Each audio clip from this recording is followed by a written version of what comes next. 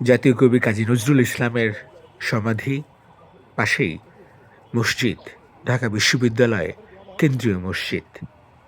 কবি নজরুল বলে গেছেন, মসজিদেরই পাশে আমায় কবর দিও ভাই। তারই ধারাবাহিকতায় তার কবর হয়েছে ঢাকা বিশ্ববিদ্যালয়ের কেন্দ্রীয় মসজিদের পাশে। আর কয়েকজন গুণী মানুষ এখানে ঘুমিয়ে আছেন, এখানেই ঘুমাবেন, এখানে ঘুমালেন শহীদ বীর ওসমান বিন হাদি।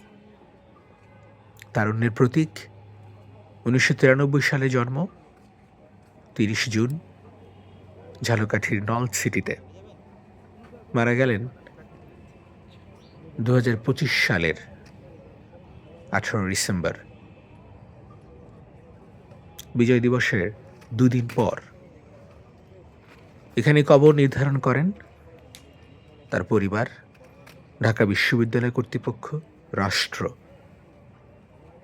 প্রক্টর সাইফুদ্দিন, যিনি বিভিন্ন কারণে আলোচিত, তিনি ছিলেন কবরের ঠিক আগ মুহূর্তে জায়গা নির্ধারণ, জায়গা দেয়া, সব বিষয়ে তদারকি করছিলেন।